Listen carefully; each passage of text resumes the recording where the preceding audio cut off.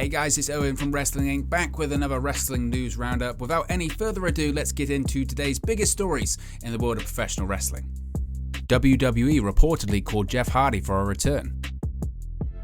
WWE reportedly offered a 2022 Hall of Fame induction to Jeff Hardy, but he turned it down. As we've noted, WWE released Hardy in early December after he reportedly turned down an offer of rehab from the company. This came after an incident at the December 4 WWE live event in Edinburgh, Texas, where Hardy became sluggish as the six-man tag team main event went on. Then he tagged out and disappeared through the crowd with security following him. He was pulled from the road after that incident and then released. Matt Hardy later stated that he didn't feel like Jeff needed rehab at that point and that he was in a good place in his life. In an update, the Wrestling Observer reports that WWE Talent Relations head John Laurinaitis called Hardy a few weeks back to talk about possibly bringing him back and offered to put him in the 2022 Hall of Fame class. Hardy reportedly turned down the offer and asked for his drug test results from when he was released in December because he knew it wasn't going to test positive for any recreational drugs. It took Hardy and his wife Beth 6 weeks to get the results back.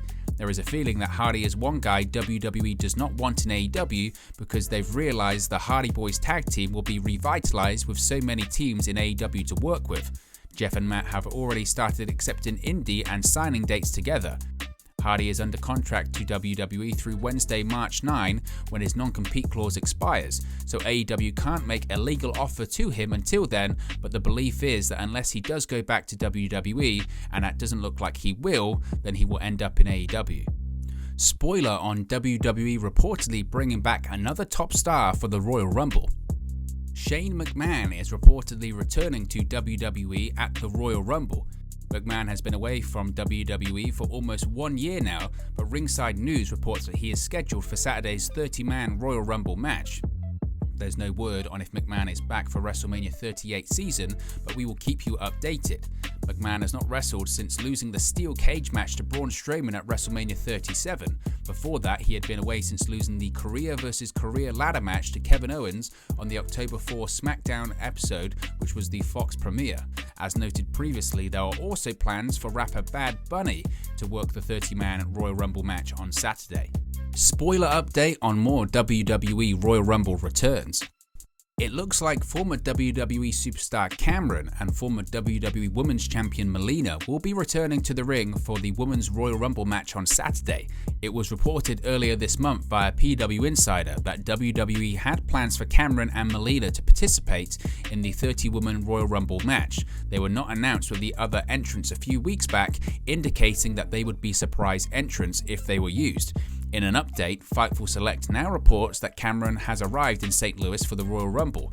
Furthermore, PW Insider reports that Melina also now is in town. It's very likely that WWE is bringing several former talents into St. Louis to serve as potential Rumble entrant replacements, especially with the potential changes due to COVID-19. But it appears Cameron will be involved in the Rumble this weekend. There are currently 21 announced spots for the 30-woman Royal Rumble match, which leaves 9 open spots. WWE reportedly considering a big WrestleMania 38 match for Ronda Rousey. WWE has reportedly discussed a big WrestleMania 38 match for Ronda Rousey. As we've noted, Rousey is rumored to return to WWE in the near future, perhaps at Saturday's Royal Rumble event. It's been reported that at least one WWE official flew to California to meet with her last week, and that her stylist is booked for the Rumble and Monday's post-Rumble Raw. In an update, the Wrestling Observer newsletter reports that WWE has discussed Rousey vs Raw Women's Champion Becky Lynch for WrestleMania 38. For those who missed it, Lynch took to Twitter earlier this week and taunted Rousey with the title in responding to a report on her upcoming WWE return. Regarding Rousey's WWE status, the Observer reports that she is currently under contract. Her original deal reportedly expired in April of last year, but either a new deal was put together or WWE froze her original 3-year deal because she really only worked the first year and then a few months of it. Rousey originally took time away from WWE so she could build her family. She and husband Travis Brown welcomed their first child together back in late September. The former UFC champion has not wrestled since working the WrestleMania 35 main event in 2019 with Lynch and SmackDown Women's Champion Charlotte Flair. Rousey noted back in October that she was ready to resume training. WWE President and Chief Revenue Officer Nick Khan stated in early 2021 that Rousey would be back soon, and that was before she announced the pregnancy, so a return has been on the table for some time. Triple H reportedly not returning to WWE NXT anytime soon. Big praise for Shawn Michaels. There are reportedly no plans for WWE Executive Vice President of Global Talent Strategy and Development Paul Triple H Levesque to return to running the WWE NXT brand. As we've noted, Triple H suffered what was said to be a very serious cardiac event last fall and has been away from the job since then. WWE announced on September 8 that he underwent successful heart surgery the week before that at Yale New Haven Hospital in New Haven, Connecticut. It was stated that the operation was needed after Triple H suffered the cardiac event caused by a genetic heart issue. WWE statement noted how Triple H is expected to make a full recovery, and since then it's been reported that he's doing well. In an update, the Wrestling Observer newsletter reports that there are currently no plans for Triple H to return to running NXT or to do any creative work in the company due to his health issues. It was noted that if his health improves and if he wants to, things could change, but word is that his return to his previous duties is not anything that is happening imminently.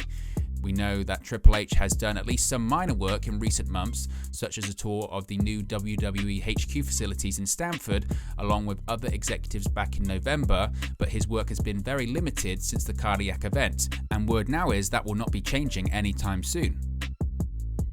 WWE Hall of Famer and Vice President of Talent Development Shawn Michaels has stepped up in a major way while his best friend has been away.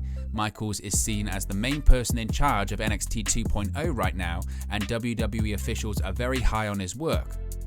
There is a feeling that Michaels has been under pressure to make new stars fast with the recent changes in the show, and he has been credited with quickly making people like Grayson Waller, Tony D'Angelo, LA Knight, NXT North American Champion Carmelo Hayes, and NXT Champion Bron Breakker into stars very quickly. It was noted that this was not Michaels' job when he was hired to work as an NXT producer/coach, but the workload fell upon him when Triple H took time off last year, and higher-ups feel like he has a great aptitude for the creative process and the understanding of how to make stars and to make key talent stand out. While Michaels is the main person in charge of NXT right now, he still has to answer to the top of the company, which includes WWE Chairman and CEO Vince McMahon and Senior Vice President Bruce Pritchard. The Observer notes that even with the perception that McMahon and Pritchard are running NXT, that's not really the case as Michaels is in charge, but McMahon has the final say. Regarding NXT creative, McMahon is more hands-on these days as far as looking at the run sheets and creative scripts, but he does not make the widespread late changes like he does to Raw and SmackDown. There is said to be direction that Michaels takes from the top as far as wrestlers they want to push and things like that, but most of the creative work is left up to the writing team put in place. It was revealed earlier this month that NXT Creative is no longer totally separate from the main roster, and that team now falls under the direction of Pritchard and Senior Vice President of Creative Writing Operations, Christine Lebrano. It was recently reported that WWE officials were unhappy with the rebranding of NXT 2.0 and how the first months of the reboot have gone, with most of the blame being put on the abruptness of how everything was changed. With that said, it was also said that the NXT system was, quote, broken, at least according to many in the company, and they knew that changes were needed to fix the problems moving forward. This new report on Michaels indicates that officials feel like he is the one who can get the brand to where they want it to be. Disney cuts its first deal with WWE. WWE and Disney have signed their first deal together. Disney has agreed to an exclusive agreement that will see them carry the WWE network in Indonesia, according to Sports Business Journal. The deal will make the WWE network available on Disney Plus Hotstar beginning this Sunday, January 30th, with the Royal Rumble event that takes place the day prior. The new Disney WWE agreement will also make all WWE events available to Disney Plus Hotstar subscribers via the standard subscription. All events will be covered in the Bahasa Indonesian language and English. This is the first actual deal between WWE and Disney, but the two entertainment giants have already established a working relationship. WWE previously signed deals with Fox in Latin America, which were inherited by Disney as part of its 2019 acquisition of Fox Entertainment assets.